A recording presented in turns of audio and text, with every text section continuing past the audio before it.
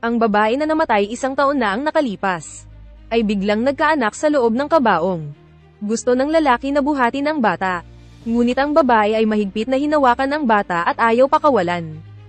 Ang lalaki ay umiiyak at nagsabi, "Anak, ipagkatiwala mo ang bata sa akin. Ikaw ay magpahinga ng mabuti." Ang kahangahangang bagay ay pagkatapos lamang niyang sabihin ang mga salita, ang babae ay biglang nagpakawala ng kanyang hawak sa kamay. Nangiti ang lalaki at itinali ang bata sa kanyang bisig. Ang babae na namatay 1 taon na ang nakalipas. Bigla na lang umiyak ng dahan-dahan ang mga mata. Ang mga taga-baryo ay nagulat nang makita nila ito. Ang lahat ng ito ay magsisimula ilang araw na ang nakalipas, noong gabi. Noong gabi na iyon, ang tiyuhin ay bumangon upang magluto ng lugaw na ibebenta kinabukasan. Bigla na lamang lumitaw ang babae sa pintuan at nagsabi na gusto niyang bumili ng lugaw. Ngunit sinabi ng tiyuhin sa kanya, "Ang aga mong dumating, hindi pa nauulam ang lugaw." Ngunit naisip ng babae na bumili pa rin. Kaya walang magawa ang tiyuhin kundi hayaan siyang maghintay ng sandali. Sa ganitong paraan, nagluto ang tiyuhin ng 1 mangkok ng lugaw para sa babae at ibinenta sa kanya. Habang tinitingnan ng malayong likod ng babae, may bahagyang pangamba pa rin ang tiyuhin. Sa ganitong oras, ang isang babae ay maraming panganib sa labas, ano? Sa oras na ito, nagising na rin ang tiyahin. Tinanong niya kung sino ang dumating kanina. Sinabi ng tiyuhin na isa lang itong bisita. Pagkatapos ay naglinis na ang mag-asawa at naghanda para magbukas. Ngunit pagdating ng tanghalian, habang tinitignan ng tiyahin ang pera, natuklasan niyang may kasamang maliit na bato sa mangkok. Siya ay nagtatanong sa kanyang kasosyo kung ito ay nagiging pabaya na. Nakakagulat na tinanggap niya ang bato bilang pera. Sinabi ng tiyuhin na maaaring ito ay biro ng sino man na nagtapon ng bato sa mangkok. Ngunit ang tiyahin ay nagbilang at napansin na kulang ng eksaktong 1 mangkok ang perang kinakailangan. Kaya pinayuhan ng tiyahin ang tiyuhin na maging maingat sa pagtanggap ng pera sa hinaharap. Pagkatapos ay umalis na siya upang pumunta sa pamilihan. Sa daan, nakasalubong niya ang 2 kapitbahay. Kaya inilabas ng tiyahin ang isyu na ito para pag-usapan. Sila ay parehong mga kapitbahay sa bayan. Hindi alam kung sino ang sobrang masama. Ang pag-inom ng lugaw ay ginamit pa ang bato bilang pera upang linlangin ang tao. Ngunit parehong kapitbahay ang nagsabing, "Lahat tayo'y nakatira sa parehong baryo, kaya't kilala natin ang isa't isa. Hindi dapat may gumawa ng ganitong kahayupang gawain. Kayo ay bumabangon ng maaga araw-araw upang magbenta ng lugaw. Baka na-encounter ninyo sa gitna ng gabi ang hindi magandang bagay." Matapos sabihin iyon, hindi mapigil ang napasinghap ang tiyahin sa takot. Inudyukan ng mga kapitbahay na mag-ingat ang tiyahin sa gabi. Pagkatapos sabihin iyon, agad siyang umalis ng may takot. Ngunit hindi inaasahan, kinabukasan ng madaling araw, ang babae ay biglang pumunta upang bumili ng lugaw. Ang tiyuhin ay mas maingat ngayong pagmasdan. Kumpirmado na tunay na pera ito. Habang papunta na siya upang maghanap ng sukli para sa babae. Ngunit hindi niya alam na bigla na lang nawala ang babae sa labas. Paglabas ng tiyuhin, tinawag niya pa ang babae. Ngunit walang sumagot. Sa kanyang isip, tunay nga itong isang kakaibang tao. At ang mas kakaibang bagay, matapos magising, binilang ng tiyahin ang pera. Natuklasan na ang pera sa mangkok ay naging bato ulit. Ang mag-asawa ay parehong nagulat. Naalala ng tiyahin ang sinabi ng kapitbahay kahapon. Iniisip na tiyak na nakaharap sila sa hindi malinis na bagay. Kaya't agad silang humingi ng tulong sa isang pari. Lumitaw na, "O dakilang Diyos, ang mabilis na paanyaya sa Diyos." Pagkatapos ng ilang ritual, sinabi ng pari sa mag-asawa, "Tunay nga na nakakita kayo ng multo. At isang babae pang multo pa. At tiyak na darating ulit mamayang gabi." Ang dalawang ito ay takot na takot. Ngunit sinabi ng pari na hindi dapat itong nakakasama ng tao. Ito ay may mga bagay pang gustong gawin sa mundo ng tao. Kung sakaling makasalubong ulit mamayang gabi, gawin ang lahat ng makakaya ninyo upang matugunan ang kanyang kagustuhan. Totoo nga, ang babae ay bumalik sa kalagitnaan ng gabi upang bumili ng lugaw. Ang tiyuhin ay takot na takot, hindi mapakali. Ang lugaw sa mangkok ay halos maubos na. Pagkatapos kunin ang lugaw, umalis na agad ang babae. Matapos makita ng tiyahin, halos mawala na ang kanyang kaluluwa sa takot. Ang mag-asawa ay curious. Saan nga ba pupunta itong babae? Kaya't matapang na sumunod sila sa babae ng tahimik. Natuklasan din ng babae ang 2 sumusunod sa kanya. Ngunit hindi siya huminto.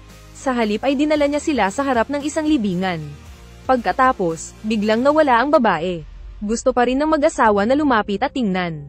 Ngunit sa oras na iyon, bigla na lamang nagmula ang iyak ng isang sanggol mula sa libingan. Natakot silang dalawa at nanghina ang kanilang mga tuhod. Nagtulungan silang sumuporta sa isa't isa at tumakbo ng mabilis. Pagkatapos ng pagbubukang liwayway, agad na nagpunta ang mag-asawa sa munisipyo upang magsumbong. Natural, hindi paniniwalaan ng mga opisyal ito. Ito ay wala kundi isang walang kabuluhang kwento lamang. Kung may bata na nalibing sa libingan, dapat ngayon ay matagal nang patay na. Ngunit nanindigan pa rin ang mag-asawa. Tiyak na narinig nila ang iyak ng bata kagabi. Sa oras na ito, ang kawani sa tabi ay nagsabi. Siya at ang asawang lalaki ng yumaon na babae ay magkababata. 1 taon na ang nakalilipas, ang babae ay nagdadalang tao. Ang kanyang asawa ay sumama sa kanya sa paglalakbay. Pagkatapos nilang mapagod, sila ay naghahanap ng isang guesthouse upang tumigil. Ngunit noong gabi na iyon, ang babae ay namatay dahil sa isang atake sa puso. At ang kanyang asawa ay iniuwi sa kanilang nayon upang ilibing. Pagkatapos marinig ng matanda, kaagad niyang pinapuntahan ang alguacil upang tanungin ng asawa kung ano ang nangyari. Ang alguacil ay nakahanap ng lalaki upang ipaliwanag ang sitwasyon. Matapos marinig ng lalaki, siya ay lubhang nabigla.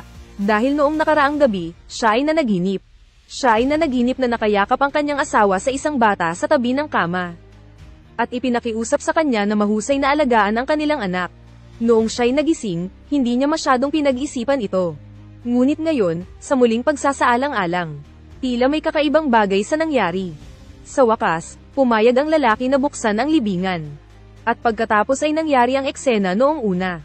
Ang asawang yumaon na 1 taon na ang nakakaraan. Siya ay biglang nagluwal sa kabaong ng isang bata para sa kanyang asawa. Ang lalaki ay nagsumpa ang mag-alaga ng mabuti sa bata hanggang sa ito'y lumaki. Inakala nila na ang bagay ay magiging tahimik na.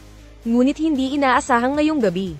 Habang ang lalaki ay inihahagod ang bata patungo sa pagtulog, biglang unti-unting nagpakita ang kaluluwa ng kanyang asawa. At pagkatapos ay hinalikan ng noo ng bata. At dahan-daang nilagyan ng kumot. Biglang nagising ang lalaki. At nakita niyang ang kanyang asawa ay naging isang multo. Ang lalaki ay nagsabi sa kanya na siya'y namimiss.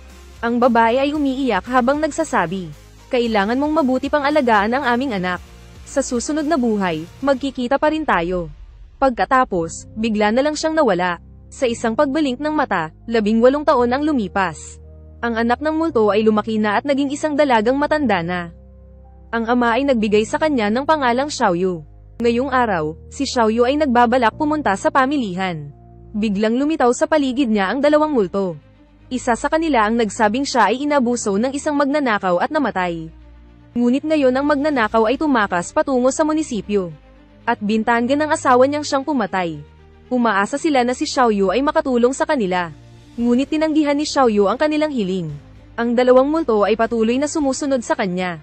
Nakikita ng mga taga-baryo na siya'y mag-isa at nagsasalita mag-isa. Kaya't sinasabi nila na talagang hindi normal ang bata na isinilang sa kabaong. Marahil dahil ipinanganak si Xiaoyu sa loob ng kabaong. Si Xiaoyu ay mula pa noong bata ay mayroon ng kakayahang makita ang mga bagay na hindi nakikita ng karaniwang tao. Nakakakita siya ng mga bagay na hindi nakikita ng karaniwang tao. Pagbalik ni Xiaoyu, tinanong niya ang kanyang ama kung ano ang nangyari. Kaya't ibinalita ng ama ang tungkol sa kanyang ina. Pagkatapos marinig ang kwento, umiiyak si Xiaoyu na umaagos ang kanyang mga luha. Kaya pala'y napakadakila ng kanyang ina. Sinabi ng ama na may mga kaluluwang naghanap sa kanya. Tiyak may mga hindi pa natutupad na kahilingan. Umaasa na makakatulong ang anak na babae sa abot ng kanyang makakaya. Kaya't agad na pumunta si Xiaoyu sa munisipyo. Sa mismong lugar, tinutukoy ang mga kasalanan ng magnanakaw. Sinabi pa niya na may mga bakas ng kuko ng yumao sa kanyang balikat. Pinag-utos ng matanda sa alguacil na habarin ang damit upang tingnan, at tunay nga ay tama. Nakitaan din ng mga ebidensya sa bahay ng magnanakaw. Ang patoto ng tao, ebidensya, at mga bagay na nakuha ay nagtugma. Nais ng matanda na ikulong siya sa death row. Ngunit ayaw pa rin aminin ng taong ito. Ito ay nagalit sa multo ng babae na kanyang pinatay. Natakot ang magnanakaw nang makita ang multo ng babae. Agad niyang inamin ang kanyang mga kasalanan. Sa wakas, ipinasok siya ng alguacil sa malaking kulungan. Samantala, agad na pinakawalan ang asawa ng multo. Ang bagay ay nalutas. Lubos na nagpapasalamat ang multo sa tulong ni Xiaoyu. Pinayagan ni Xiaoyu siyang mag-reincarnate agad. Pagkatapos ay biglang naglaho ang multo na parang isang bola ng berdeng ilaw. Inakala na ang mga bagay ay natapos na rito. Ngunit biglang, nang humarap si Xiaoyu. Sa likod niya biglang dumami ang mga kaluluwa ng mga namatay nang hindi makatarungan. Lahat sila ay nagnanais na hingin kay Xiaoyu ang kanilang katarungan. Kaya nagsimula si Xiaoyu na tumulong sa mga kaluluwang ito na hinanap ang kanilang katarungan. Nagsimula si Xiaoyu na magtrabaho sa mga kaso ng katarungan at hanapin ang tunay na salarin. Dahil dito, naging kilalang abogada si Xiaoyu sa lokal na lugar.